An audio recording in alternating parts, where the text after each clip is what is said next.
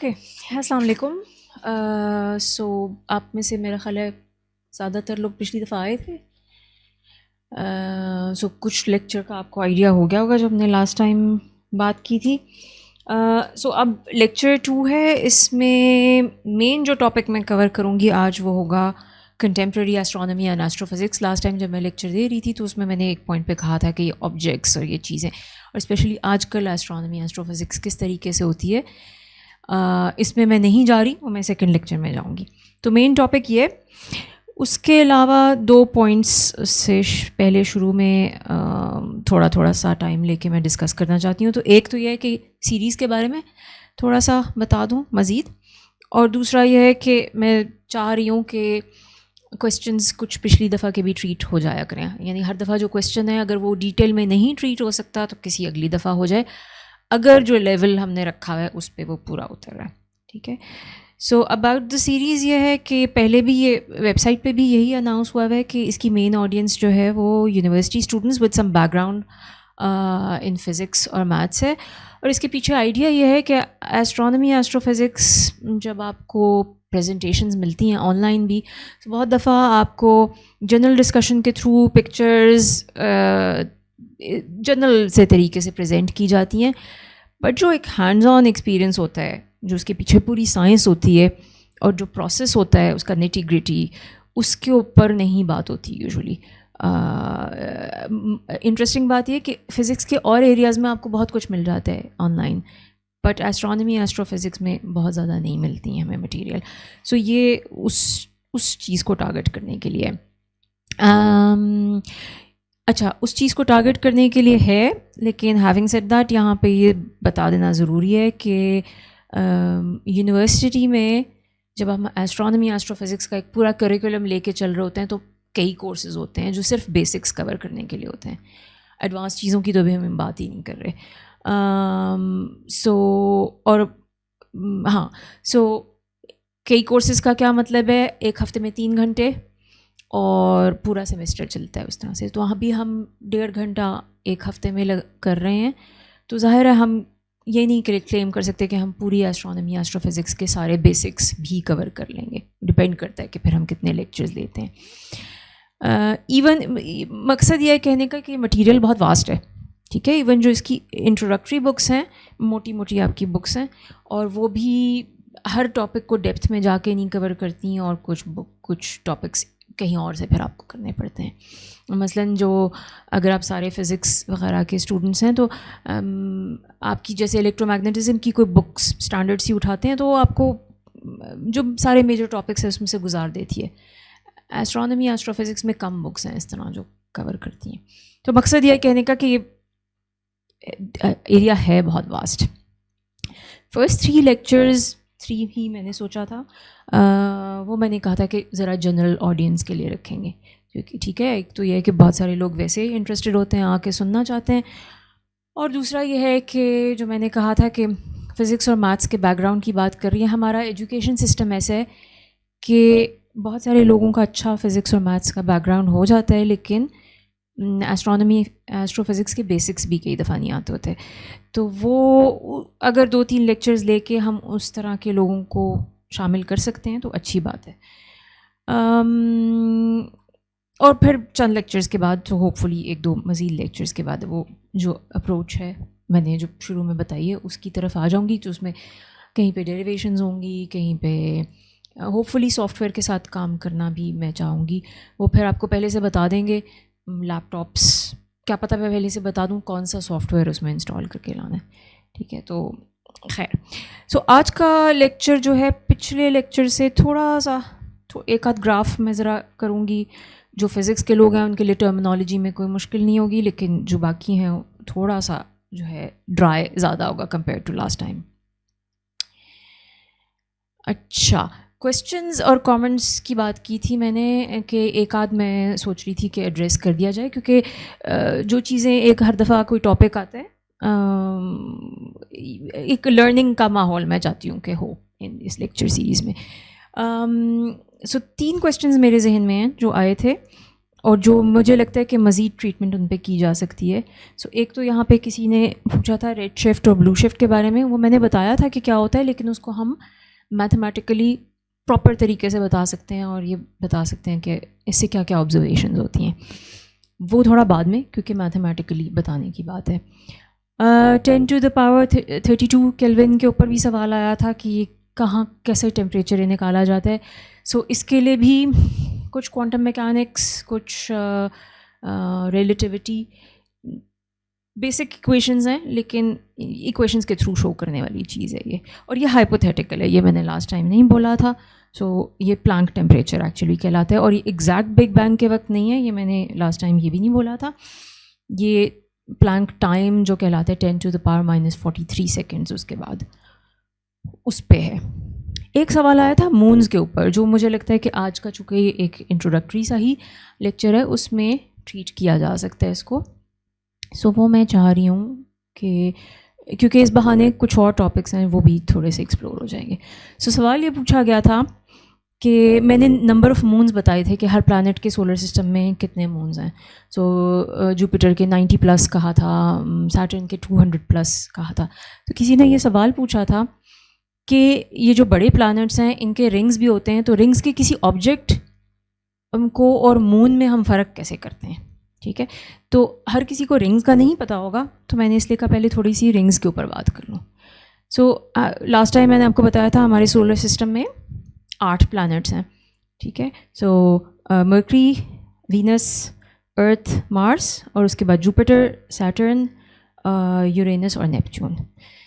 अच्छा, ये ऑर्डर में मैंने आपको बताया। ये एक्चुअली 2 किस्म के कैटेगरीज़ में इनको हम कहते हैं। ये जो इनर प्लैनेट्स हैं, मर्करी, वीनस, अर्थ, मार्स, इनको टेल्यूरिक प्लैनेट्स भी कहा जाता है। ठीक है, और जो ये बाहर वाले 4 बड़े प्लैनेट्स हैं, जुपिटर, सैटर्न, यूरेनस, नेपच्यून, इनको आउटर प्लैनेट्स या जोवियन प्लैनेट्स भी कहा जाता है। अच्छा, यहाँ पे ये स्केल सही करके इन चारों को कंपेयर कर दिया गया है, तो इन 8 को कंपेयर कर दिया गया है। तो 4 ये छोटे इनर प्लैनेट्स और ये 4 आउटर प्लैनेट्स। सो हम यहाँ पे फ़ौरन देख सकते हैं कि इनके साइज़ में बहुत ज़्यादा फ़र्क है। ठीक है, तो हम बात करते हैं आउटर प्लैनेट्स की। आउटर प्लैनेट्स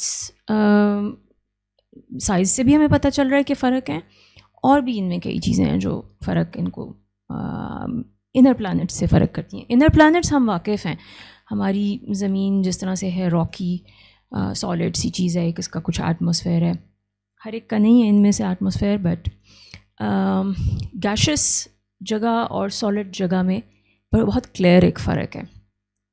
ये जो बाहर वाले प्लैनेट्स हैं ये इस तरह के नहीं हैं, सो इनकी कॉम्पोजिशन भी फ़र्क है, इनमें गैसेस, आइसेस, इस टाइप की चीज़ें ज़्यादा हैं, इनके वेदर सिस्टम बहुत फ़र्क हैं, इनकी रोटेशन स्पीड बिल्कुल फ़र्क हैं, इनके बहुत सारे मून्स भी हैं। ठीक है, यहाँ पे मर्करी और वीनस का कोई मून नहीं है, मार्स के 2 मून्स हैं और हमारा 1 मून है।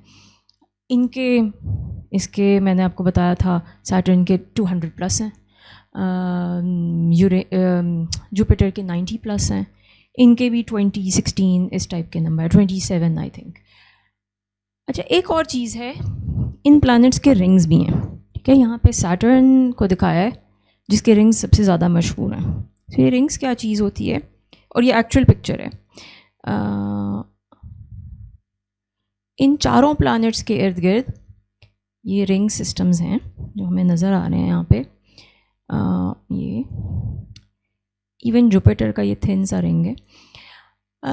इसमें बहुत छोटे पार्टिकल्स होते हैं। सो माइक्रोमीटर के स्केल से लेकर, माइक्रोमीटर कितना होता है, 1 मीटर को 1 मिलियन पे डिवाइड कर दें, उतना छोटे स्केल से लेकर मीटर के स्केल, यानी मीटर तो अच्छा खासा बड़ा हो जाता है, मीटर्स के स्केल के रिंग्स हैं और के ऑब्जेक्ट्स हैं इन रिंग्स के अंदर। और ये दूर से आपको ज़ाहिर है एक एक ऑब्जेक्ट अलहदा इंडिविजुअली नहीं नज़र आ रहा होता है, ये ओवरऑल एक हमें रिंग की फॉर्म में नज़र आ रहा होता है। और ये किस चीज़ के बने हुए हैं, इनमें वाटर, आइस, डस्ट, रॉक, इस टाइप की चीज़ें पाई जाती हैं। सो सवाल जो पूछा था उन्होंने वो ये था कि एक तरफ मैं कह रही हूँ कि जैसे जुपिटर के या सैटर्न के मैं कह रही हूँ 200 मून्स हैं, दूसरी तरफ कह रहे हैं कि ये इसके इर्द गिर्द ये बहुत सारे ऑब्जेक्ट्स हैं, इतने ज़्यादा कि एक रिंग की फॉर्म में नज़र आ रहे हैं। तो उनका सवाल ये था कि क्या फ़र्क करते हैं हम, इसमें भी ऑब्जेक्ट्स हैं, मून्स भी हम कह रहे हैं, तो मून्स क्या रिंग्स का ही हिस्सा हैं या रिंग के हर पार्टिकल को हम पोटेंशियली मून कह सकते हैं कि नहीं कह सकते। सो ये अच्छा सवाल है एक्चुअली। सो कुछ चीज़ों का इंटरनेशनल एस्ट्रोनॉमिकल यूनियन ने ऑफिशियल क्राइटेरिया दिया हुआ है कि ये किस चीज़ में किस तरह से हम इसको कहते हैं। सो प्लूटो के बारे में आपने सुना होगा कि पहले उसको प्लैनेट कहा जाता था, फिर एक ऑफिशियल डेफिनेशन आई कि प्लैनेट की डेफिनेशन ये है, उसके 3 क्राइटेरिया होते हैं। एक क्राइटेरिया ये है कि वो सूरज के इर्द गिर्द ऑर्बिट करे, दूसरा क्राइटेरिया ये है कि वो तकरीबन राउंड हो, उसको फॉर्मली कहा जाता है हाइड्रोस्टैटिक इक्विलिब्रियम में हो, और तीसरा ये कहा जाता है कि उसने अपना ऑर्बिट क्लियर कर दिया, यानी उसके ऑर्बिट में कोई बड़े साइज़ के मज़ीद ऑब्जेक्ट्स ना हो सवाए उसके अपने मून्स के। सो प्लूटो इस लास्ट पॉइंट पे फेल कर जाता है। सो सवाल ये पैदा होता है कि क्या मून्स का भी कोई इसी तरह का क्राइटेरिया है। So as far as I know नहीं है, इंटरनेशनल एस्ट्रोनॉमिकल यूनियन ने नहीं दिया हुआ है इसका। सो फिर हमारा सवाल ये पैदा होता है, अच्छा कि फिर हम किन क्राइटेरिया की बेसिस पे करते हैं। सो फॉर्मल अगेन मेरे पास नहीं है इस चीज़ का जवाब, मैंने इसको सर्च करने की कोशिश की है, आर्टिकल्स भी देखें, बट जनरल जो इसमें कुछ फैक्टर्स हैं वो मैं आपको बता देती हूँ। एक तो साइज़ का है कि रिंग के जब मैंने पिक्चर्स जितनी भी मून्स की देखी हैं उसमें इर्द गिर्द रिंग के पार्टिकल्स होते हैं, आपको ढेर सारे नज़र आ रहे होते हैं, और मून क्लियरली एक बड़े साइज़ का आपको पार्टिकल नज़र आ रहा होता है। पार्टिकल मीन्स किलोमीटर्स पे होगा वो। सो एक साइज़ है, size compare to ring particles. दूसरा ये है कि इनमें से कई हैं मून्स जो रिंग्स के पार्टिकल्स पे उनका इफेक्ट भी हमको क्लियरली नज़र आता है। सो यहाँ पे एक पिक्चर मैंने लगाई है सैटर्न के एक मून की। ये जहाँ जहाँ से गुजरता है ये वेव्स एक तरह की डिस्टर्बेंसेस प्रोड्यूस करता चला जाता है अपने करीब वाले रिंग्स में। इनमें से बाज़ हैं मून्स जिन्होंने ये यहाँ पे पिक्चर में नहीं है लेकिन इसमें गैप्स हैं, ये मून्स के ऑर्बिट्स हैं बाज़ जगहों पे। सो उनका क्लियर कोई इम्पैक्ट है शायद इन ऑब्जेक्ट्स का अपने इर्द गिर्द के पार्टिकल्स पे। और तीसरा एक थोड़ी और डीप डिस्कशन आ जाती है, हम प्लैनेट से इसके डिस्टेंस की भी बात कर सकते हैं, और उस डिस्टेंस की डिस्कशन में हमें साइज़ यानी इस मून की साइज़, इसकी डेंसिटी और इसके मटेरियल पे बात करनी पड़ेगी। एक कॉन्सेप्ट है एस्ट्रोफिज़िक्स में, और ये न्यूटन्स लॉ ऑफ ग्रेविटेशन से हम इसकी कैलकुलेशन सिंपल सी कर सकते हैं, रोश लिमिट का। ठीक है, रोश लिमिट कहलाती है वो एक ऑर्बिट की लिमिट होती है जिसके अंदर अगर कोई मून हो और वो क्राइटेरिया डेंसिटी का पूरा करता हो, डेंसिटी और मास का पूरा करता हो, तो वो डिस्ट्रॉय हो जाएगा। और इनफैक्ट एक हाइपोथेसिस ये है कि ये जो सैटर्न के रिंग्स हैं ये कोई मून था जो उस रोश लिमिट के अंदर था और ये डिस्ट्रॉय हो गया था। सो मून्स की पोजीशन रोश लिमिट के अंदर नहीं होनी चाहिए असूलन, क्योंकि फिर वो डिस्ट्रॉय ना हो। लेकिन हैविंग सेड दैट, ये इतनी सिंपल डिस्कशन नहीं, अगर सिंपल होती तो मैंने यहाँ पे लिख दिया होता है इसके सारे क्राइटेरिया, इस वजह से कि वो जो रोश लिमिट है वो सिर्फ ग्रेविटेशनल इफ़ेक्ट्स को कंसिडर करती है, बट मटेरियल की अपनी कोहेसिवनेस के अलहदा फैक्टर्स होते हैं, सो वो इसमें नहीं शामिल होते। तो पॉइंट ये है सारा कुछ, ये कुछ मैंने क्राइटेरिया बता दिए हैं यहाँ पे, और दूसरा ये है कि ये कॉम्प्लेक्स है डिस्कशन, और तीसरा ये है कि इसका फ़िलहाल कोई फॉर्मल क्राइटेरिया नहीं है। हैविंग सेड दैट, मैं आपको ये बता दूं कि जो नंबर्स मैंने आपको दिए हैं ये ऑफिशियली रिकग्नाइज्ड नंबर्स हैं। ठीक है, सो फॉर इंस्टेंस मैंने यहाँ पे आपको कुछ लिंक्स भी दिए हैं, ये officially recognised moons of Saturn की फॉर इंस्टेंस पेज है, और इसमें एक आपके पास टेबल आ जाता है जिसमें हर मून के आगे आपको उसका रेफरेंस भी मिल जाता है कि ये कब अनाउंस हुआ था वगैरह वगैरह। और भी मैंने कुछ लिंक्स दिए हैं यहाँ पे, ये नासा की वेबसाइट्स हैं ज़्यादातर। सोलर सिस्टम के ऑब्जेक्ट्स की कैरेक्टरिस्टिक की ये बहुत इंटरेस्टिंग वेबसाइट है।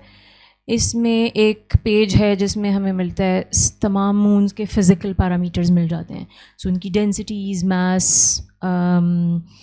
इस टाइप के रेडियस, इस टाइप के कई और पैरामीटर्स। इसमें और भी कुछ लिंक्स, हाँ ये डिस्कवरी कब कब इनकी हुई पूरी लिस्ट भी मिल जाती है आपको यहाँ पे भी। इस पेज के नीचे आपको कहीं पे लिंक्स मज़ीद मिल जाते हैं जहाँ आपको वो अनाउंसमेंट के सर्कुलर्स मिल जाते हैं जब ये डिटेक्ट हुए थे या ये एक्सेप्ट हुए थे एज मून। सो अब उन ऑब्जर्वेशंस की आपको डिटेल्स मिल जाती हैं। इन वेबसाइट्स में अच्छा खासा डेटा है, ठीक है। और चूँकि हम चाह रहे हैं कि थोड़ा हैंड्स ऑन एस्ट्रोनॉमी एस्ट्रोफिज़िक्स की भी बात करें, तो अगर आप लोगों में से कोई इंटरेस्टेड है कोई एक्सरसाइज करने के लिए और थोड़ा बहुत प्रोग्रामिंग जानते हैं, कोई टूल आपको आता है यूज़ करना जिससे आप प्लॉट्स बना सकते हैं, तो एक सजेशन फॉर एक्सरसाइज है कि आप फिज़िकल पैरामीटर्स का डेटा यहाँ से डाउनलोड करें तमाम मून्स का, उनको प्लॉट करके देखें वैल्यूज़ को, ठीक है। मैसेज मसलन प्लॉट करके देख लें, मैसेज ऑफ वन, एक जुपिटर के मून्स का एक मैस प्लॉट बनाएं, उनके सारे मैसेज का एक और प्लॉट बनाएं, सैटर्न के मून्स का एक और प्लॉट बनाएं, यूरेनस के मून्स का, और देखें आपको कोई पैटर्न नज़र आते हैं उसमें कि नहीं आते। कोरिलेशंस दो पैरामीटर्स की प्लॉट करके देखें, एक एक्सिस पे एक पैरामीटर, दूसरे एक्सिस पे दूसरा पैरामीटर, और देखें कि पैटर्न्स कोई नज़र आते हैं। आउटलायर्स कौन से मून्स हैं, कौन से मून्स हैं जो अपने बाकी मून्स से फ़र्क हैं, ठीक है। Compare plots for different planets हम कर सकते हैं। अच्छा, जो उनका सवाल था स्मॉलेस्ट मून्स देखें, उनका सवाल ये था पार्टिकल्स से हम कैसे बाकी जो रिंग के पार्टिकल्स हैं उससे फ़र्क कैसे करें। स्मॉलेस्ट मून्स ढूंढ के देखें और देखें वो कैसे फ़र्क लग रहे हैं पार्टिकल्स से कि नहीं लग रहे, उनके बारे में क्या इन्फॉर्मेशन है। फिर उन मून्स का नाम देखें और जाके उनके बारे में इन्फॉर्मेशन हासिल करें। सो ये एक इंटरेस्टिंग एक्सरसाइज है, अगर किसी को शौक़ होता है तो प्लीज़ शेयर करना, अपने प्लॉट्स ला के शेयर कीजिएगा, और बल्कि 5 मिनट यहाँ हम प्रेजेंटेशन भी कर सकते हैं उसकी, क्योंकि मज़े की एक्सरसाइज है। मेरे पास टाइम नहीं है करने का, बट ये इंटरेस्टिंग चीज़ है, फ़न। और भी लिंक्स हैं इसमें, इसी वेबसाइट पे आपको डेटा लुकअप, एफएमआरएस वगैरह को डिग करना चाहिए, बहुत कुछ है, ट्यूटोरियल्स भी हैं इस डेटा को इस्तेमाल करने के। ओके, अच्छा, अब हम आते हैं मेन आज का जो टॉपिक है, जो मैंने कहा था कि हम मल्टी वेवलेंथ एस्ट्रोनॉमी के ऊपर बात करेंगे। So last time astronomy astrophysics के ऊपर जो बात की थी वो ये कहा था study of the stars, galaxies, astrophysical objects, universe, और कुछ इमेजेस इस तरह से दिखाई थी मैंने आपको, ऑब्जेक्ट्स बियॉन्ड द अर्थ। ये भी इमेज दिखाई थी जिसमें हम बहुत पहले गारों में जब इंसान रहता था उस ज़माने से मून के फेजेस की इमेज है। सो ये जो ऑब्जर्वेशंस थी ये नेकेड आई से होती थी, ठीक है। हम रात को आसमान देखते थे, चांद के फेजेस हमें नज़र आते थे, ड्रॉ कर लिए। ये कुछ ऑब्जेक्ट्स की एग्जांपल्स हैं, जैसे कि चांद है, कॉमेट्स हैं, मिल्की वे हैं, ये सारी वो चीज़ें हैं जिनको हम डायरेक्ट आँख से विदाउट टेलीस्कोप, विदाउट इंस्ट्रूमेंट हम इनको ऑब्ज़र्व कर सकते हैं। सो ट्रेडिशनली एस्ट्रोनॉमी एस्ट्रोफिज़िक्स यहाँ से डेवलप हुई, ठीक है, गारों के ज़माने से। वक्त के साथ अब हम एक मॉडर्न डे एस्ट्रोनॉमी एस्ट्रोफिज़िक्स में आ गए हैं जिसमें बहुत सारे एलिमेंट्स हैं, ठीक है। सो आपके टेलीस्कोप्स हैं, आपकी इमेजेस हैं मुख्तलिफ़ किस्म की, आप कंप्यूटेशनल फैसिलिटीज़ यूज़ करते हैं वगैरह वगैरह। सो इसमें क्या कुछ है modern day astronomy and astrophysics में, इसके ऊपर बात करने के लिए कुछ बेसिक्स मैं ला रही हूँ, ठीक है। ये बेसिक्स जो फ़िज़िक्स जानते हैं उनके लिए बहुत बेसिक होगा, जो फ़िज़िक्स नहीं जानते उनके लिए थोड़ा इंट्रोडक्टरी होगा। तो जो फ़िज़िक्स जानते हैं थोड़ा सा पेशेंस रख लें। ओके, हम जो हैं ह्यूमंस, हम ऑब्ज़र्व करते हैं अपनी आँख के थ्रू, और आँख में क्या चीज़ जाती है, लाइट, ठीक है। लाइट आँख में आती है, हमारे आँख का पीछे पर्दा है रेटिना, उसके ऊपर उसके साथ उसके सेल्स के साथ इंटरैक्ट करती है, वहाँ पे इमेज बनती है, लेकिन इमेज को प्रोसेस हमारा ब्रेन करता है, और ये सारा का सारा आपका ऑब्जर्वेशन का प्रोसेस है, ठीक है। इसमें बेसिक हमारे लिए इस वक्त जो चीज़ इंपॉर्टेंट है वो है लाइट। अच्छा, लाइट के बारे में ये तो सबको पता होगा कि लाइट को कलर्स में भी स्प्लिट किया जा सकता है, ठीक है। सो हमने रेनबो देखी हुई है, रेनबो में कलर्स आ जाते हैं, और हमने साइंस की किताब में भी ये भी पढ़ा हुआ है कि प्रिज्म अगर लाइट के आगे रखें, वाइट लाइट के आगे, तो ये 7 कलर्स में आपको स्पेक्ट्रम नज़र आता है, ठीक है। इसके लिए हम वर्ड स्पेक्ट्रम का करते हैं। स्पेक्ट्रम ऑफ लाइट है, इसको रफली कहा जाता है कि ये break down of light into its components है, ठीक है। कंपोनेंट्स का वर्ड लूजली इस्तेमाल हो रहा है। जो स्पेक्ट्रम एक्चुअली है वो इससे, ये जो 7 कलर्स हैं इससे असल में बहुत ज़्यादा बड़ा है, ठीक है। तो हमें अर्ली 1800s में कुछ एक्सपेरिमेंट्स किए गए, प्रिज्म रख के लोगों ने, प्रिज्म रखा, रेड से जो ऊपर का हिस्सा है यहाँ पे लोगों ने थर्मामीटर रख के देखा, और जो वायलेट से नीचे का हिस्सा है यहाँ पे लोगों ने थर्मामीटर रख के देखा, और उन्होंने देखा कि टेम्परेचर राइज हो रहा है। तो उनको पता चला कि अच्छा कोई इनविजिबल पार्ट भी है स्पेक्ट्रम के, इसका मतलब है। तो हमें अंदाज़ा हो गया था कि स्पेक्ट्रम के पार्ट्स इनविजिबल हैं। साथ में एक और बहुत सारी चीज़ें हुई, बट एक बहुत बड़ी डेवलपमेंट जो है 19th सेंचुरी में ही मैक्सवेल्स ने अपनी थ्योरी ऑफ इलेक्ट्रोमैग्नेटिज्म दी, जिसमें हमें क्या पता चला, किसको पता है क्या पता चला मैक्सवेल्स थ्योरी ऑफ इलेक्ट्रोमैग्नेटिज्म में? नहीं, हाँ।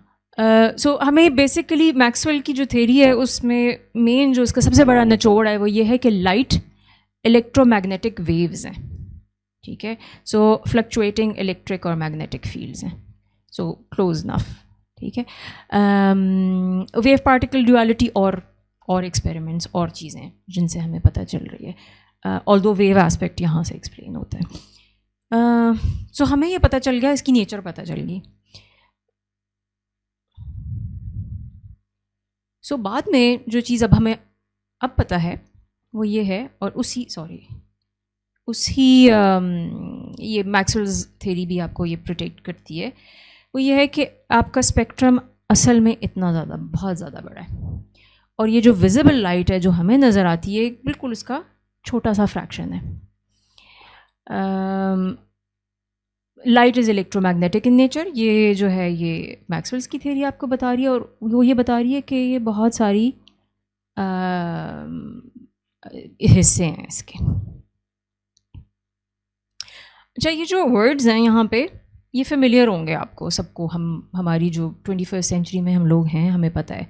सो यहाँ पे क्या चीज़ें आ जाती हैं, रेडियो वेव्स आ जाती हैं, ठीक है। रेडियो वेव्स जो रेडियो में होती हैं, माइक्रोवेव्स जो हमारे अवन में यूज़ होती हैं, ठीक है। माइक्रोवेव रेडियो वेव के लिए कंबाइंड के लिए कई दफ़ा रेडियो वेव्स का लफ्ज़ इस्तेमाल होता है।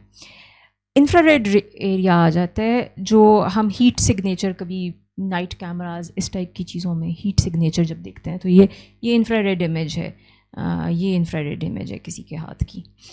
विजिबल लाइट हमें पता है पहले से। अल्ट्रावायलेट का भी नाम सुना होगा, हम जो सन ग्लासेस जैसे यूज़ करते हैं अपने आप को अल्ट्रावायलेट रेज से प्रोटेक्ट करने के लिए। एक्सरे तो मेरा ख्याल है सभी को पता है, जो मेडिकल इमेजिंग में जैसे यही हाथ जो हैं हम इमेजिंग करके उनकी एक्सरेज में देख रहे हैं। गामा रेज का भी शायद सुन रखा हो, रेडियो एक्टिविटी के खाने में जब हम बात करते हैं उसके बारे में बात की जाती है। तो ये पता तो है हमें। ये एक ही स्पेक्ट्रम का हिस्सा है, ये सारा का सारा इलेक्ट्रोमैग्नेटिक वेव्स हैं, ठीक है। अच्छा, यहाँ पे मैंने कुछ नंबर्स लगाए हुए हैं, ठीक है। ये नंबर्स इलेक्ट्रॉन वोल्ट्स एक यूनिट है एनर्जी का, उसके नंबर्स हैं, ठीक है। और यहाँ पे हमें नज़र आ रहा है कि जैसे यहाँ पे 10⁻⁻⁹ है, यानी 1 billionth of an electron volt, और यहाँ पे 10⁻⁹ है यानी billion times an electron volt. ये एनर्जीज़ हैं, ठीक है। सो एनर्जी यहाँ पे इंक्रीज़ कर रही है। अच्छा, एनर्जी के बहुत सारे यूनिट्स यूज़ किए जाते हैं फ़िज़िक्स में। मैंने यहाँ पे इलेक्ट्रॉन वोल्ट यूज़ किया हुआ है, इसलिए कि मैं अपनी जो काम करती हूँ उसमें इलेक्ट्रॉन वोल्ट्स अक्सर यूज़ करती हूँ। और दूसरा ये है कि कन्वीनियंट भी है, क्योंकि विजिबल लाइट हमारे लिए तो, इंसानों के लिए तो रेफरेंस है, तो visible light around 1 electron volt 2 electron volts होती है। सो इसलिए फिर हम जब अगर समझना चाहें कि यहाँ पे कौन सी हैं, तो वो बिलियन टाइम्स जो विजिबल लाइट से जिसकी ज़्यादा एनर्जी होगी वो होगी, ठीक है। और यहाँ पे कौन सी होगी जिसकी बिलियन टाइम्स कम होगी एनर्जी, ठीक है। फ़िज़िक्स में हम एक और यूनिट भी यूज़ करते हैं, तो इंटरचेंजेबली कई दफ़ा यूज़ किया जाता है, और वो ये है कि अगर जहाँ पे एनर्जी इंक्रीज़ करती है वहाँ पे वेवलेंथ डिक्रीज़ करती है, ठीक है। सो अगर यहाँ पे एनर्जी बढ़ रही है तो ऑब्वियसली वेवलेंथ ऑपोजिट डायरेक्शन में इंक्रीज़ करेगी। वेवलेंथ हम मीटर्स में ले सकते हैं। सो लाइट की जब हम बात करते हैं और इलेक्ट्रोमैग्नेटिक स्पेक्ट्रम की बात करते हैं तो कई दफ़ा लोग मीटर्स में बात करते हैं, कई दफ़ा इलेक्ट्रॉन वोल्ट्स या एनर्जी के किसी और यूनिट में बात करते हैं। यहाँ पे मैं सिर्फ 2 इंट्रोड्यूस करा रही हूँ क्योंकि हमारे प्लॉट्स में ये वाले यूज़ होंगे। मैं वैसे कोशिश करूँगी ज़्यादा से ज़्यादा एनर्जी की टर्म्स में बात करूँ।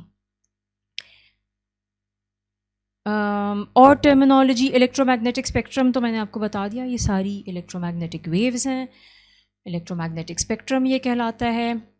और हम बात करते हैं, अगर यहाँ हम विजिबल लाइट में ऑब्जर्वेशन कर रहे हैं तो हम कहते हैं फोटोन 1 इलेक्ट्रॉन वोल्ट का हमने ऑब्ज़र्व किया, ठीक है। तो फोटोन, जो लोग फिज़िक्स जानते हैं उनको आइडिया होगा इसका क्लियरली कि क्या है। जिनका फिज़िक्स का बैकग्राउंड उस तरह से नहीं है तो हम कह सकते हैं रफली, और ये हैंड वेविंग कर रही हूँ मैं, बहुत अच्छी डेफिनेशन नहीं है, बट पैकेट ऑफ लाइट के तौर पे हम कह सकते हैं, या smallest unit possible of light हम कह सकते हैं। जो लोग फिज़िक्स जानते हैं, पार्टिकल वेव ड्यूअलिटी की बात हुई थी, सो वो एक कॉन्सेप्ट है जो यहाँ पे यूज़ हो सकता है। जब पार्टिकल वाला कॉन्सेप्ट आता है तो हम फोटोन की बात कर सकते हैं। और जिन्होंने क्वांटम फील्ड थ्योरी थोड़ी बहुत समझ रखी है उनको ये पता होगा कि यहाँ पे फिर ड्यूअलिटी का इशू भी नहीं आता जब हम क्वांटम मैकेनिक्स के डोमेन में चले जाते हैं। अच्छा, अब वापस आते हैं अपने टॉपिक पे, जो मैंने कहा था कि हम थोड़ा कंटेम्प्रेरी एस्ट्रोनॉमी, एस्ट्रोफिज़िक्स पे बात करेंगे और उनकी बेसिक्स और इवॉल्व कैसे हुई है उसके ऊपर बात करेंगे। So most of history observations were made through visible light 20th century तक तकरीबन। तो सवाल ये पैदा होता है कि क्यों क्यों, क्या ख्याल है?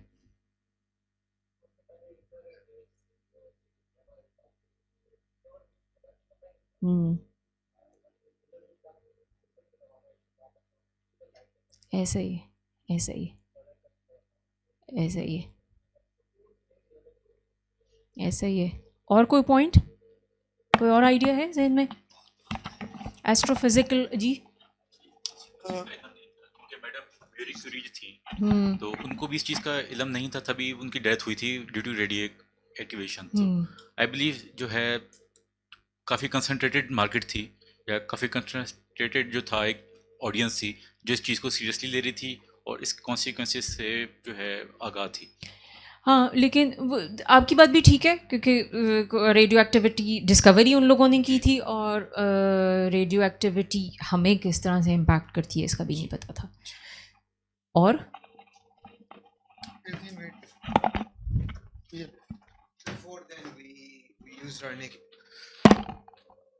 up until the 20th century, we didn't really use anything besides visible light telescopes, so we can't see anything besides visible light.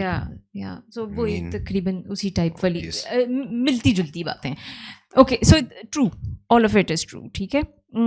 इसमें एक और फैक्टर भी आता है, क्योंकि हम ये भी पूछ सकते हैं कि अच्छा हम विजिबल में क्यों देखते हैं, या हमारा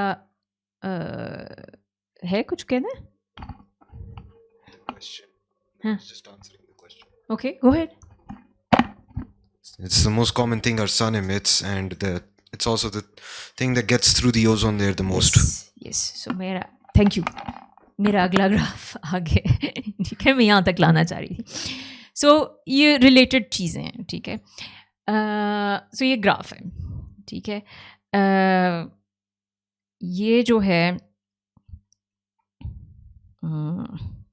ओके, सो इसका जो हॉरिजॉन्टल एक्सिस है, नीचे तो लिखा हुआ है फ्रीक्वेंसी, ठीक है। फ्रीक्वेंसी वेवलेंथ का जिनको रिलेशनशिप पता है उनके लिए ठीक है, लेकिन ऊपर जो है लॉग ऑफ एनर्जी लिखा हुआ है, फोटोन एनर्जी, ठीक है। तो ये वही एनर्जी है जो मैंने पिछले जब अपना ऊपर स्पेक्ट्रम दिखाया था, इलेक्ट्रॉन वोल्ट्स, ये वही चीज़ है, सिर्फ उसका लॉग लिया हुआ है। मैंने जो अपना वाला स्पेक्ट्रम बनाया हुआ था उसको इसके ऊपर डाल दिए, ठीक है, स्केल करके। सो बेसिकली आप रेफ़र करके देख सकते हैं कि अगर हम रेफ़र करके देख सकते हैं कि अगर हम इस पार्ट की बात कर रहे हैं तो हम विजिबल लाइट की बात कर रहे हैं, इधर जाएंगे तो एक्स रे और गामा रेज की बात कर रहे हैं, और इधर माइक्रोवेव्स और रेडियो वेव्स। सो हॉरिजॉन्टल एक्सिस तो हमें समझ आ गया। जो इसका वर्टिकल एक्सिस है, यहाँ पे कुछ एटमॉस्फेयर की बात हो रही है और ऑल्टीट्यूड की बात हो रही है। एक साइड पे ऑल्टीट्यूड दिखाई हुई है, एक साइड पे फ्रैक्शन ऑफ एटमॉस्फेयर की बात की हुई है। सो ऑल्टीट्यूड को देख लेते हैं, ज़्यादा आसान है, किलोमीटर्स में।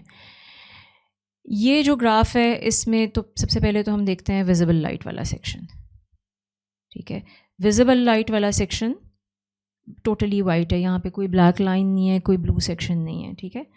तो ये हमें क्या बता रहा है कि विजिबल लाइट स्ट्रेट आएगी एटमॉस्फेयर में घुस के ज़मीन की सरफेस तक आ जाती है, ठीक है। दूसरा इस तरह का एरिया इधर रेडियो वेव्स और माइक्रोवेव्स के एरिया में, ठीक है। तो ये भी स्ट्रेट उसी तरह आएगी ज़मीन पे और पहुंच जाएगी आपकी सरफेस तक।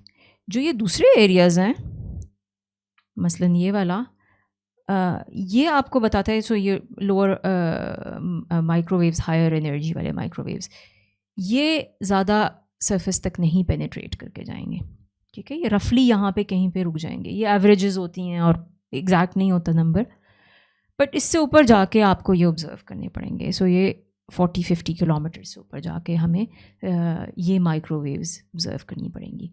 एक्सरेज और अल्ट्रावायलेट के लिए हमें ये 150 किलोमीटर्स अबव सी लेवल जाना पड़ेगा, और गामा रेज के लिए कुछ नीचे आना पड़ेगा, लेकिन वो भी सरफेस तक नहीं आ रही। तो ये बेसिकली प्लॉट क्या आपको बता रहा है, आपको दे रहा है ट्रांसपेरेंसी ऑफ द एटमॉस्फेयर, ठीक है, कि कहाँ पे एटमॉस्फेयर टोटली ट्रांसपेरेंट है और कहाँ पे एटमॉस्फेयर एक ख़ास ऑल्टीट्यूड के बाद जाके आप उसको ऑब्ज़र्व कर सकते हैं। और इसमें हमें पता चल रहा है वही जो आप लोगों ने मेरे सवाल के जवाब में मुख्तलिफ़ बातें की। एक तो यह है कि हाँ, हमें पता ही नहीं था इसका ये विजिबल लाइट के अलावा, ना ही हमारे पास टेक्नोलॉजी थी। पर दूसरी बात यह है कि सूरज से आती ही ये है जो हम तक पहुंच रही है, ठीक है। और सूरज का जो एमिशन है पीक का, वो यहाँ पे है तकरीबन, ठीक है। सूरज क्योंकि रेडियो में भी फिर हम देख सकते थे ना, लेकिन सूरज का पीक ऑफ एमिशन जो है वो रेडियो में नहीं है, विजिबल लाइट में, ठीक है। सो ये नेचुरल चीज़ थी कि हमारी ऑब्जर्वेशन, ज़ाहिर है हम अडेप्टेड टू आवर प्लानट हैं, तो हमारी ऑब्जर्वेशंस फिर इस डोमेन में होती हैं। अच्छा, सो हिस्टोरिकली मैंने कहा हम ये विजिबल लाइट में ऑब्जर्वेशंस करते रहे सदियों तक, मिलेनिया तक। पिछली सदी में आके हमने, आपका क्या ख्याल है नेक्स्ट पार्ट कौन सा होगा जो हमने ऑब्ज़र्व किया होगा? इस ग्राफ की बेसिस पे भी कह सकते हैं वैसे हिस्टोरिकली। हाँ, इंफ्रारेड नहीं एक्चुअली, रेडियो, क्योंकि रेडियो नीचे तक आ रही है, ठीक है। इंफ्रारेड जहाँ तक विजिबल लाइट, ये जो इसका थोड़ा सा ट्रांसपेरेंट वाला पार्ट है वो प्रॉबली हम ऑब्ज़र्व कर सकते थे, बट जो इसका पार्ट फिल्टर आउट हो जाता है वो नहीं, ठीक है। सो रेडियो एक्चुअली, और रेडियोज़ जो हैं, हमने रेडियो एस्ट्रोनॉमी की बात फिर हम करेंगे। रेडियो हमने इस्तेमाल करने शुरू किए 1930s में, ठीक है। सो पहली जो इसकी ऑब्जर्वेशंस हैं, ये मुझे नहीं पता ये यहाँ पे नज़र आ रहा है सबको, ये ओके। सो ये जानस्की ने 1933 में ये रेडियो एंटेना थे, उनको देख के सबसे पहली ऑब्जर्वेशंस इन्होंने की थी। सो इसमें मैंने अब इस वक्त कंबाइन किया हुआ है रेडियो और माइक्रो का एरिया, उसको एक ही कहा हुआ है। और सो जानस्की ने सबसे पहले मिल्की वे की ऑब्जर्वेशंस की, मिल्की वे के सेंटर की से उसको सिग्नल आता हुआ नज़र आया था। और फिर उसके अलावा हमें कुछ ऑब्जेक्ट्स और sources within the Milky Way, ये 1930s की बात है। उसके बाद आहिस्ता आहिस्ता हमने रेडियो वेव्स के थ्रू बहुत से नए ऑब्जेक्ट्स डिस्कवर किए, जैसे मून का हमें पता था, स्टार्स का हमें पता था, गैलेक्सीज़ का हमें पता था पहले से, बट ये कुछ नए ऑब्जेक्ट्स हमने पहली दफ़ा देखे ही रेडियो एस्ट्रोनॉमी के थ्रू। तो इनमें लिस्ट में आ जाते हैं वर्ड्स कुछ, pulsars, quasars, radio galaxies, supernova, remnants, fast radio words. Once again, जिस तरह लास्ट टाइम मैंने एक लिस्ट दी थी और मैं हर ऑब्जेक्ट को नहीं अभी बता रही कि ये क्या चीज़ है, बट ये बहुत सारे ऑब्जेक्ट्स हैं जो नहीं पता हमें पता चले। अच्छा, हमने गैस भी देखनी शुरू की, स्पेशली न्यूट्रल हाइड्रोजन।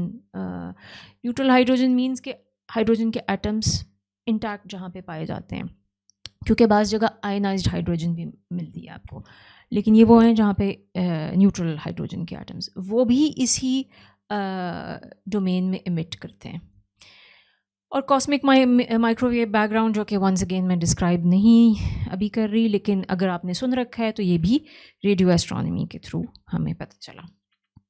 कॉस्मोलॉजी में ये बहुत इंपॉर्टेंट एक टॉपिक है। अच्छा, यहाँ पे एक नोट करने की और चीज़ है, रेडियो ये अगर हम मुख्तलिफ़ वेवलेंथ्स में या मुख्तलिफ़ स्पेक्ट्रम के हिस्सों में ऑब्जर्वेशंस आसमान की करना शुरू करते हैं तो ये हमारे लिए वैसे ही है जैसे हम ह्यूमन बॉडी को भी मुख्तलिफ़ रेज़ के थ्रू देखते हैं तो हमें मुख्तलिफ़ इन्फॉर्मेशन मिलती है।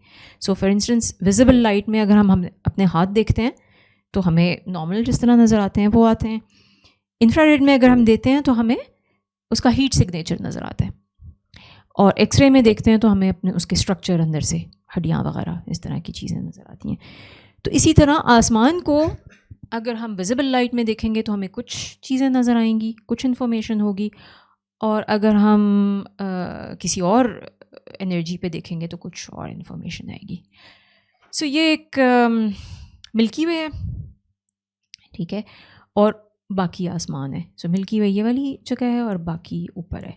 अगर किसी को कोऑर्डिनेट सिस्टम्स का पता है तो ये गैलेक्टिक कोऑर्डिनेट्स में प्लॉट हुआ है। नहीं पता तो बस इसको सर ये समझ रहे हैं ये गैलेक्सी है हमारी मिल्की वे और ये बाकी आसमान है जी।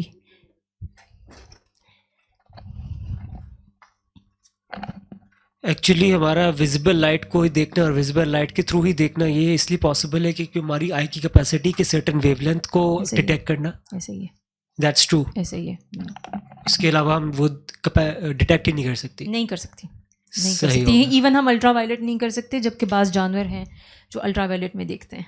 Okay, thanks. ओके, सो यही आसमान अगर हम यही मिल्की वे और यही आसमान अगर हम रेडियो वेव्स में देखें तो ऐसी पिक्चर आती है, ठीक है। कलर्स ऑब्वियसली इसके फॉल्स हैं, बट अब आपको क्या नज़र आ रहा है, स्ट्रक्चर्स फ़र्क नज़र आ रहे हैं, ठीक है। हमें बहुत क्लियरली मिल्की वे उसी तरह नज़र आ रही है, लेकिन उसमें से कुछ चीज़ें निकलती हुई नज़र आ रही हैं। ये एक्चुअली गैस है आपकी, ठीक है, वो जो मैंने आपको न्यूट्रल गैस के बारे में कहा था ना, ये वो है। अच्छा, इस पिछले में एक्चुअली आपको उस तरह से डॉटेड स्पेशल अलहदा से ऑब्जेक्ट्स नहीं नज़र आ रहे, स्टार्स नज़र आ रहे हैं थ्रू आउट, बट ये गैलेक्सीज हैं बाय द वे, ये मैजेलिनिक क्लाउड है। यहाँ पे आपको बहुत सारे डॉट्स छोटे मिल्की वे प्लेन के ऊपर आपको नज़र आ रहे हैं। इनमें से कई सारे जो हैं ये पल्सार्स हैं जो डिस्कवर हुए थे, ठीक है। सो ये मैंने यहाँ पे एक आध को सर्कल किया हुआ है। ये वेला पल्सार है जो बहुत मशहूर है, ये है मेरा ख्याल है शायद ये हो, और ये क्रैब पल्सार है जो ये भी बहुत मशहूर है। यहाँ पे आपको बहुत सारे डॉट्स अपेयर होते हुए मज़ीद नज़र आ रहे हैं। ये most likely active galactic nuclei या क्वेज़ार्स या इस टाइप के ऑब्जेक्ट्स हैं।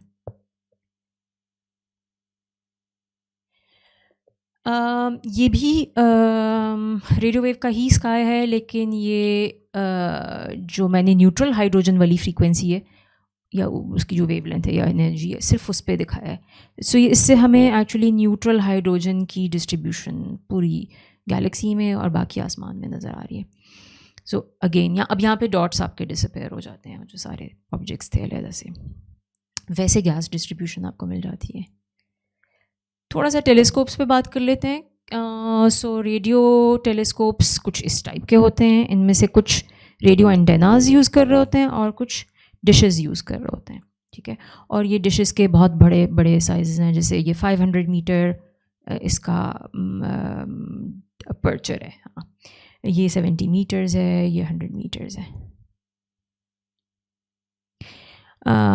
रेडियो टेलीस्कोप्स को कंबाइन भी किया जा सकता है। तो ये सिंगल टेलीस्कोप्स हैं, ये अरेज हैं टेलीस्कोप, एक टेलीस्कोप के यानी एक अरे के अंदर बहुत सारे टेलीस्कोप्स हैं। इनका फ़ायदा ये होता है, इस टेक्निक को कहते हैं इंटरफेरोमेट्री, और इसका फ़ायदा ये होता है कि हमारी इमेज की रेजोल्यूशन इम्प्रूव हो जाती है इसके थ्रू। एक ये फ्यूचर टेलीस्कोप है जिसके बारे में बात करना ज़रूरी है। ये है 7 किलोमीटर अरे, बहुत बड़ा होगा ये, इसमें बहुत सारे टेलीस्कोप्स हैं और ये एक इंटरनेशनल कंसोर्शियम है, इसमें 24 ममालिक हैं। सो एस्ट्रोनॉमी एस्ट्रोफिज़िक्स अब इस साइड पे जा रही है, ठीक है, इंटरनेशनल कंसोर्शिया कोलैबोरेशंस की तरफ जा रही है। ये इमेज बहुत सारे लोगों ने देखी होगी, ये ब्लैक होल को इमेज कोट एंड कोट किया गया है, ये इवेंट होराइजन टेलीस्कोप ने किया है, ये भी रेडियो एस्ट्रोनॉमी के थ्रू हुआ है और ये भी इंटरफेरोमेट्री की किस्म है, लेकिन इसमें जो टेलीस्कोप्स हैं एक जगह नहीं होते, बल्कि दुनिया के एक सिरे पे एक होता है, दूसरे सिरे पे दूसरा होता है और उन सब की मिल के इंटरफेरोमेट्री की जाती है, तो उससे रेजोल्यूशन और ज़्यादा बढ़ जाती है। ये भी एक इंटरनेशनल कंसोर्शियम या कोलैबोरेशन की एग्जांपल है, इसमें 20 के करीब कंट्रीज़, 300 के करीब इंस्टीट्यूशन शामिल थे। अगला आता है इंफ्रारेड एस्ट्रोनॉमी, सो जिसके ऊपर थोड़ी सी बात हुई थी। सो टेक्निकली मैंने कहा था प्रिज्म के नीचे थर्मामीटर रखा था, वो 19th सेंचुरी में शुरू हो गया था, लेकिन इसकी ऑब्जर्वेशंस 1960s के बाद शुरू हुई हैं। उससे पहले ये कुछ इग्नोर्ड सा ही एरिया था। और इसमें टेक्नोलॉजी की पहले थोड़ी सी बात कर लेते हैं। इसकी टेक्नोलॉजी विजिबल लाइट के जो टेलीस्कोप्स, लेंसेज और मिरर्स पे बेस्ड होते हैं, उन्हीं टाइप की टेक्नोलॉजी यूज़ होती है। लेकिन इसमें एक बात का ख्याल रखना पड़ता है, इंफ्रारेड बेसिकली हीट सिग्नेचर आपका देखता है, ठीक है। तो अगर आपका खुद टेलीस्कोप खुद हीट अप हो गया तो उसमें से जो सिग्नल आएगा वो ओवर पावर कर लेगा आपकी ऑब्जर्वेशंस को, तो इसको ठंडा रखना ज़रूरी होता है। तो और दूसरा ये है कि एटमॉस्फेयर भी इंफ्रारेड को कुछ को फ़िल्टर आउट करता है, तो प्रेफर किया जाता है कि इसको हाई ऑल्टीट्यूड पे देखा जाए या इसको सैटेलाइट में देखा जाए। अच्छा, एक और कमेंट है, इसमें मैं कमेंट कर देती हूँ, इसका एक ग्राफ भी है लेकिन मैं ग्राफ अभी नहीं डिस्क्राइब करती उसको। जब हम कहते हैं ना कि कोई टेलीस्कोप किसी रेंज में देख रहा है, सो अगर हम कहें टेलीस्कोप इंफ्रारेड में देख रहा है, ठीक है, सो उसका ये नहीं मतलब ज़रूरी नहीं होता कि वो पूरी इंफ्रारेड रेंज को देख रहा है, उसका कोई सेक्शन भी देख सकता है, ठीक है। तो इसको बेसिकली ग्राफ में यूं करके दिखाया जाता है जैसे कि ये हबल स्पेस टेलीस्कोप है, ये इंफ्रारेड, ये कोई पार्ट है जो इसका देखेगा, ठीक है, पूरा नहीं देखेगा, यहाँ तक आके देख रहा है, उससे आगे नहीं देख रहा। अच्छा, दूसरा जो इस पे कमेंट है वो ये किया जा सकता है, मैं ग्राफ को बहुत ज़्यादा डिस्क्राइब नहीं कर रही क्योंकि बहुत ज़्यादा टाइम लग जाएगा, लेकिन आप इसी पे समझ लें कि अच्छा ये एक सेक्शन इसका जो है यहाँ तक देख रहा है। दूसरा ये है कि एक जो टूल है या एक टेलीस्कोप है, वो अगर हम कहते हैं इंफ्रारेड ऑब्जर्वेशन कर सकता है, क्या पता वो विजिबल में भी कर सकता हो साथ में। सो हबल स्पेस टेलीस्कोप इसकी एग्जांपल थी, ये विजिबल में भी करता था, थोड़ा सा अल्ट्रावायलेट में भी करता था, थोड़ा सा इंफ्रारेड में भी करता था। अच्छा, एक और चीज़ इसमें समझने की है कि सेंसिटिविटी जो है वो उस जहाँ पे वो देख रहा है वहाँ पे भी सेंसिटिविटी वेरी करती है। तो इसका सिंपली मतलब ये है, जैसे हमारी आँख है, ये भी तमाम लाइट जो आपके 7 कलर्स हैं बराबर के नहीं देखती, ठीक है। येलो और ग्रीन को ज़्यादा सेंसिटिविटी है हमारी, और जो ब्लू और रेड एरियाज़ हैं उनकी सेंसिटिविटी कम है। तो इसी तरह यहाँ पे हम कहेंगे, इस ग्राफ में हम कहेंगे कि हबल जो है इंफ्रारेड में यहाँ पे कम सेंसिटिव था, ठीक है, और यहाँ पे ज़्यादा सेंसिटिव था। अगर ये ग्राफ किसी ने वैसे ज़्यादा डिटेल में समझना हो तो मुझसे फिर बेशक बाद में आप समझ लीजिएगा। एग्जाम्पल्स में है, सबसे मशहूर जो इंफ्रारेड का टेलीस्कोप है वो जेम्स वेब है, जो रिसेंटली लॉन्च हुआ है। थोड़ा सा विजिबल में देखता है लेकिन ज़्यादातर इंफ्रारेड में देखता है। पुराने टेलीस्कोप्स की एक एग्जांपल मैंने आपको दे दी है, यहाँ पे हर्शल टेलीस्कोप था। James Webb USA, Europe, Canada की कोलैबोरेशन है, वो यूरोप और यूएसए की कोलैबोरेशन थी। ग्राउंड बेस्ड टेलीस्कोप्स की भी कुछ एग्जांपल दे दी हैं। ये 2600 मीटर्स अबव सी लेवल है, ये 4200 अबव सी लेवल है, ये हवाई में है, यूएसए का है, ये चिली में है, यूरोप और यूके का है। उसी तरह इंफ्रारेड भी देख लेते हैं कि आसमान कैसा दिखाई देता है, ठीक है। ये विजिबल में था और ये इंफ्रारेड में। सो हमें क्या मेजर फ़र्क नज़र आ रहा है यहाँ पे, ये जो आपके डार्क से एरियाज़ हैं ये ख़त्म हो जाते हैं यहाँ पे। सो ये जो डार्क से एरियाज़ हैं ये हमारी गैलेक्सी के अंदर डस्ट है जो स्टार लाइट को ऑब्सक्योर कर देती है, स्टार लाइट अब्जॉर्ब हो जाती है उसमें। सो यहाँ पे जो इंफ्रारेड है वो नहीं अब्जॉर्ब होती। सो अगर आपने ट्रू स्टार डिस्ट्रीब्यूशन देखनी हो तो आपको ये देखना चाहिए। इंफ्रारेड में देखना चाहिए। अच्छा, ये वार्म गैस भी आपको देखने में हेल्प करती है। ये एक और एग्जांपल है, ये एक ही एरिया है आसमान का जो विजिबल में यहाँ पे दिखाई दे रहा है, और इंफ्रारेड में, विजिबल में ये हमें एक ब्राइट से एरिया है, उसके अंदर कोई स्ट्रक्चर नहीं नज़र आ रहा। इंफ्रारेड में आपने क्लाउड के थ्रू देखा है और हमें यहाँ पे नज़र आए बहुत सारे नए स्टार्स हैं एक्चुअली ब्राइट, ठीक है। तो वो डस्ट से ऑब्सक्योर हुआ है ये वाला एरिया। ये एक और एग्जांपल है, ये दो गैलेक्सीज़ हैं जो इंटरेक्ट कर रही हैं एक दूसरे के साथ, तो डिस्टॉर्ट हुई हैं as a result. Visible light में वही डस्ट आपको डार्क सा यहाँ पे नज़र आ रहा है, इंफ्रारेड में डस्ट गायब हो जाती है। यहाँ पे गैस आपको कम नज़र आ रही है, यहाँ पे आपको गैस की ग्लो ज़्यादा नज़र आ रही है। अब आगे आते हैं अल्ट्रावायलेट और एक्सरे एस्ट्रोनॉमी, ठीक है, हाई एनर्जी की तरफ अब हम जा रहे हैं। सो ये वाला पार्ट, सो यहाँ पे तो क्लियर हमारा प्लॉट हमें बता रहा है कि ये तो अब हमें हाई ऑल्टीट्यूड पे जाके देखना होगा। तो ये 1960s में जब सैटेलाइट एरा आया है, उससे पहले कुछ रॉकेट्स में, तब ये इवॉल्व हुई है ये वाली। अच्छा, यहाँ पे अब हमें टेक्निक अच्छी खासी या काफ़ी बदलनी पड़ती है। मिरर्स और लेंसेज एक्सरेज को फोकस नहीं कर सकते, ठीक है। सो डायरेक्टली कम से कम उस तरह नहीं कर सकते जिस तरह हमने ऑप्टिक्स की किताब में अपने पढ़ा होता है। सो यहाँ पे क्या होता है कि मिरर्स को एक्चुअली यूज़ किया जाता है, लेकिन ग्लांसिंग एंगल्स वो बिल्कुल ग्रेज करता हुआ जाता है मिरर उसको, और ये सक्सेसिव सीरीज़ ऑफ मिरर्स होते हैं जिससे रेज फिर फोकस करके एक आपका फोकल पॉइंट होता है वहाँ पे की जाती हैं। यहाँ पे फोकल पॉइंट पे आपके मुख्तलिफ़ टाइप के इंस्ट्रूमेंट्स रखे जा सकते हैं, मसलन CCD कैमरास हो सकते हैं आपके, कोई और किस्म के कैमरास भी हो सकते हैं। ग्रेटिंग्स, अगर आप लोगों ने फ़िज़िक्स में नाम सुना हुआ है, जो कि कुछ कुछ प्रिज्म्स की तरह एक्ट करते हैं, ग्रेटिंग्स यूज़ करते हैं। हाँ, ये मैंने हबल स्पेस टेलीस्कोप का पहले बता दिया था तो दोबारा नहीं कह रही। हबल स्पेस टेलीस्कोप ने, चूँकि विजिबल लाइट का टेलीस्कोप था, थोड़ी सी अल्ट्रावायलेट भी देख लेता था वो। एग्जांपल्स हैं कुछ, ये ईरोसीटा है जो कि जर्मन मेनली है और बाद में रशिया ने इसमें कुछ किया था contribute. X-ray XMM Newton Europe का मिशन है, ये 1999 प्रेजेंट अभी तक ये चल रहा है। चंद्रा एक्सरे ऑब्जर्वेटरी है, ये US का है, ये भी करंट अभी तक चल रहा है ये वाला मिशन। ये आसमान है, ठीक है, ये मिल्की वे, और बाकी आसमान आपको नज़र आ रहा है एक्सरेज में। अब ये बाकियों से काफ़ी फ़र्क नज़र आ रहा है। सो हमारी सोर्सेज में, अच्छा यहाँ सन नहीं नज़र आ रहा, लेकिन मैंने सन मेंशन किया है, सन एक एक्सरे सोर्स भी है। अच्छा, यहाँ पे हमें ये नज़र आ रहा है, ये पूरा आसमान जो है ये ब्लैक डार्क नहीं है, ये ऑरेंज है, विच मीन्स कि यहाँ से कुछ ना कुछ एक्सरेज आ रही हैं, ठीक है। डॉट्स, कलर्ड डॉट्स के तौर पे नहीं हमें नज़र आ रही, बट आ रही हैं। इसको हम डिफ्यूज़ इमिशन कहते हैं, ठीक है, जो रिजॉल्व नहीं हो सकता। इनफैक्ट मिल्की वे को अगर हम नेकेड आई से कभी देखें तो वो भी अनरिजॉल्व हमें नज़र आती है, वो भी डिफ्यूज़ इमिशन कहलाती है। सो एक्सरेज में डिफ्यूज़ इमिशन आ जाती है। एक्सरेज में और क्या होता है, एक्सरेज में हॉट स्टार्स जो हैं, ठीक है। सो जितने सूरज जो है दरमियान का एक ज़रा स्टार है, कुछ स्टार्स सूरज से कहीं ज़्यादा गर्म होते हैं, वो एक्सरेज में उनका ज़्यादा एमिशन होती है।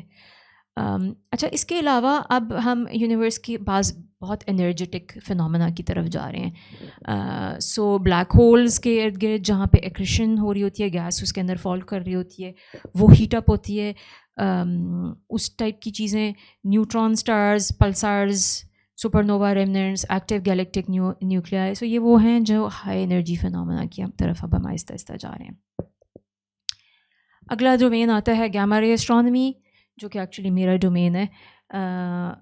सो इस पर एक्चुअली बात भी थोड़ी सी ज़्यादा लंबी करूँगी, खाली इसलिए नहीं कि मेरा डोमेन है, इस पे बात लंबी करने की वजह मैं बताती हूँ आपको। सो ये बाकी सारा है, ठीक है, हाई एनर्जी पे एक्सरे के बाद आगे तक हम जा रहे हैं। सो इस पर कुछ कमेंट्स मैं कर रही हूँ।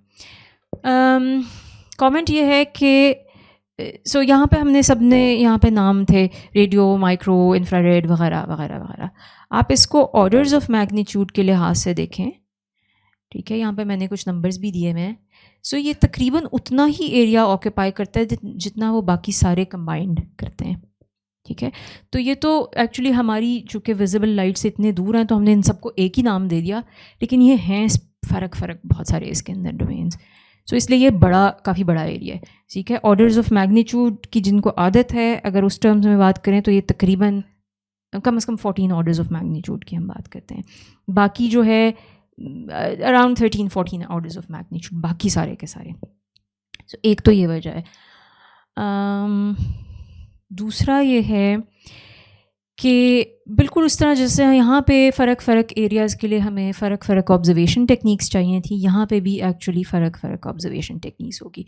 सो ये वाला जो एरिया है रफली, ये इस पे आगे बात करूँगी मैं, ये सैटेलाइट्स के थ्रू होता है ऑब्ज़र्व, और ये जो उसके बाद का एरिया है ये एक्चुअली ग्राउंड बेस्ड एस्ट्रोनॉमी के थ्रू होता है। तीसरा कमेंट ये है कि ये अब हम पार्टिकल फिज़िक्स के डोमेन में आ गए, ठीक है। सो इसमें हाई एनर्जी फिज़िक्स जो है अप्लाई होगी, और इस एरिया को हम एक्चुअली हाई एनर्जी एस्ट्रोफिज़िक्स भी कहते हैं। इसकी ऑब्जर्वेशंस ज़्यादा कॉम्प्लिकेटेड होंगी, और ऑब्जर्वेशंस को मैंने इन्वर्टेड कॉमा में लिखा है। ये लेंसेज और मिरर्स से अब हम बिल्कुल अलग हो गए हैं। जिस टाइप की टेक्निक सर्न के एक्सपेरिमेंट्स में यूज़ होती हैं, उस टाइप की टेक्निक्स अब हम यहाँ पे यूज़ करना शुरू करेंगे।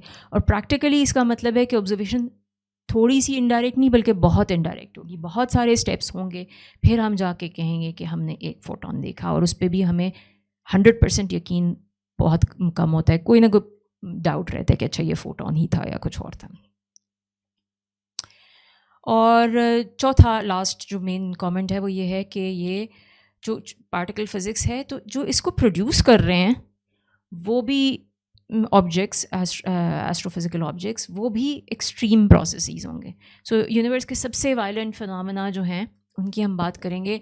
सो सुपरनोवे एक्सप्लोजन्स, जब स्टार्स एक्सप्लोड करते हैं, न्यूट्रॉन स्टार्स के मर्जर्स, वो वाले प्रोसेसेस जिनमें न्यूट्रॉन स्टार्स या ब्लैक होल्स बनते हैं, एक्टिव गैलेक्टिक न्यूक्लियर पल्सार्स, इस टाइप की चीज़ें।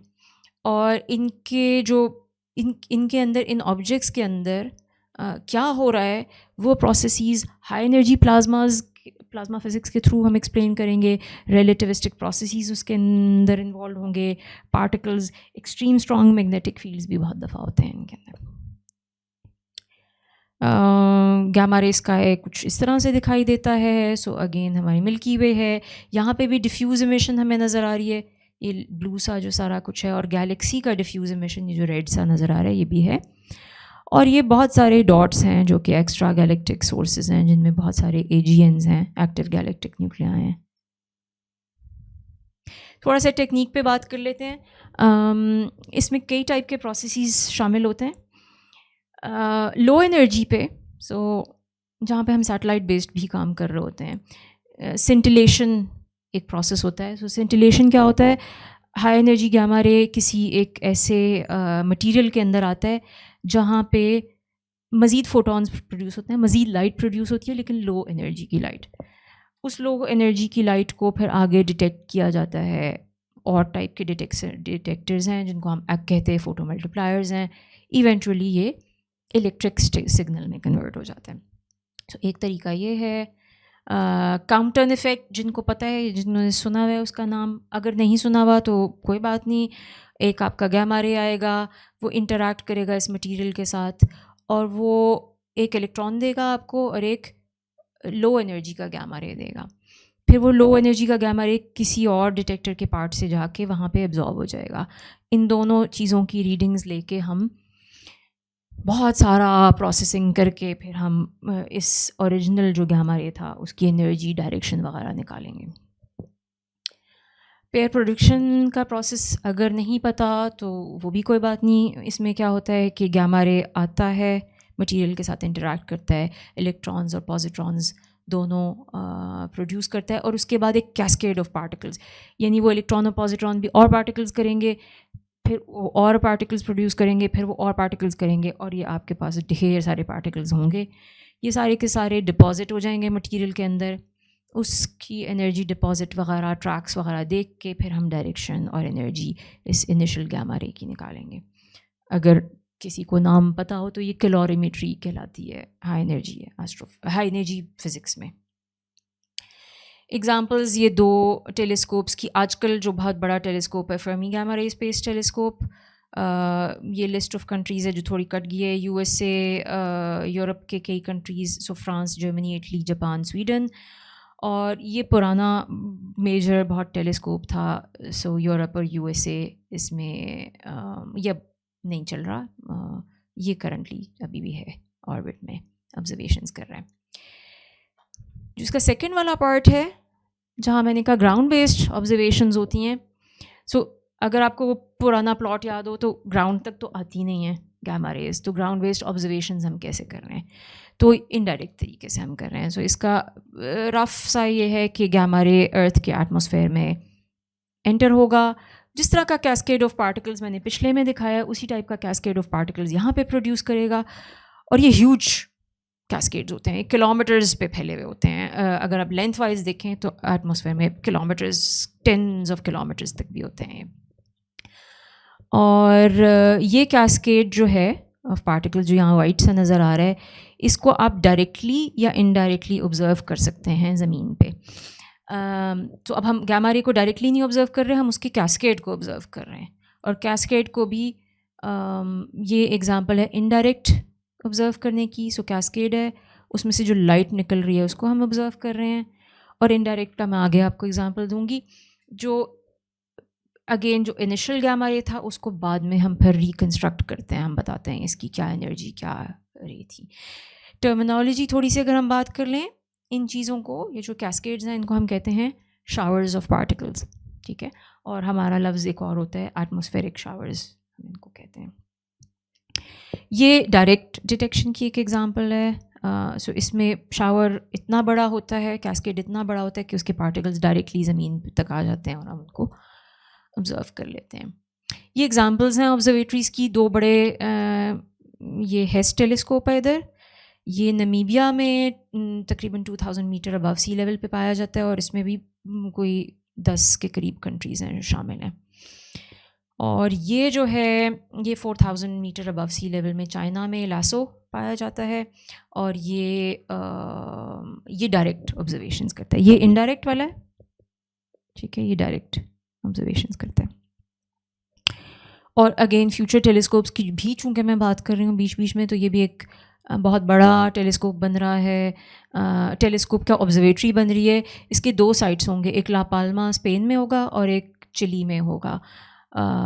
तकरीबन 2500 kilometre metre above sea level पे होगा। ये वाला थोड़ा बड़ा होगा, 3 किलोमीटर स्क्वायर पे होगा। इसके 55 टेलीस्कोप्स होंगे, इसके 13 टेलीस्कोप्स होंगे और इसमें भी 30+ कंट्रीज़ हैं आपके, 200+ इंस्टीट्यूशंस हैं। सो एक चीज़ जो मैं कंटेम्प्रेरी एस्ट्रोनॉमी एस्ट्रोफिज़िक्स के बारे में ख़ास तौर पे कहना चाहती हूँ वो ये है कि ये जो पहले भी मैं कह चुकी हूँ, कंसोर्शिया में बहुत सारे ममालिक के कोलैबोरेशंस के थ्रू होता है। सो मेन ये था आज का लेक्चर, ठीक है, कि ये अभी हमने जो बात की सारी ये क्या थी, मल्टी वेवलेंथ एस्ट्रोनॉमी, ठीक है। और मल्टी वेवलेंथ क्यों कह रहे हैं, क्योंकि हम स्पेक्ट्रम की मुख्तलिफ वेवलेंथ्स में ऑब्ज़र्व कर रहे हैं, ठीक है। सो जो पहले एस्ट्रोनॉमी एस्ट्रोफिज़िक्स की जाती थी सिर्फ विजिबल एरिया में थी, टेक्निकली उसको भी हम मल्टी वेवलेंथ कह सकते थे क्योंकि रेड की वेवलेंथ वायलेट से फ़र्क होती है। लेकिन अब हम पूरे स्पेक्ट्रम से ऑब्जर्वेशंस कर रहे हैं और हमने फोटॉन्स को इस्तेमाल किया यहाँ पे, जो कि लाइट के लूजली स्पीकिंग पार्टिकल्स होते हैं, ऑब्ज़र्व करने के लिए। सो अगला जो मैं करना चाहूँगी अगली दफ़ा वो होगा मल्टी मैसेंजर एस्ट्रोनॉमी, क्योंकि अभी हमने जो कंटेम्प्रेरी एस्ट्रोनॉमी एस्ट्रोफिज़िक्स है उसका सिर्फ फोटॉन्स वाला पार्ट किया है। फोटॉन्स के अलावा अब हम और ऑब्जर्वेशंस में तरीक़ों से भी ऑब्ज़र्व कर रहे हैं। ये जो बहुत सारा कुछ हुआ है एस्ट्रोनॉमी एस्ट्रोफिज़िक्स के बारे में कहा जाता है कि इसकी गोल्डन एरा था 20th सेंचुरी, और उसमें बहुत सारे फैक्टर्स हैं जिनको कल मैं थोड़ा अलग नेक्स्ट टाइम थोड़ा और कहूँगी। बट उसमें एक बहुत बड़ा फैक्टर ये है, ये पूरे इलेक्ट्रोमैग्नेटिक स्पेक्ट्रम के थ्रू ऑब्ज़र्व करना। ये ना करते तो इतनी उस तरह से फैलती ही ना एस्ट्रोनॉमी एस्ट्रोफिज़िक्स। और मेरा अपना ये ख़्याल है कि 21st सेंचुरी भी गोल्डन सेंचुरी ही बन रही है, एक second golden century, golden era, क्योंकि अब हम मल्टी मैसेंजर एस्ट्रोनॉमी कर रहे हैं। इसका मतलब है हम फोटॉन्स के अलावा और तरीक़ों से भी ऑब्जर्वेशंस कर रहे हैं। ग्रेविटेशनल वेव्स का आप लोगों ने सबने नाम सुना होगा। So multi messenger astronomy astrophysics का एग्जांपल है। सो ये है, टेक अवेज यही हैं। Different wavelengths. So astronomy, astrophysics is not just observations through visible light. Different wavelengths bring different information. जैसे हमने आसमान और मिल्की वे को देखा। और टेलीस्कोप्स बहुत तरह के होते हैं, छोटे होते हैं, बड़े होते हैं, स्पेस बेस्ड होते हैं, ग्राउंड बेस्ड होते हैं, लार्ज कंसोर्शिया ऑफ कंट्रीज़ भी बना रहे होते हैं। सो बहुत सारी इस तरह की चीज़ें।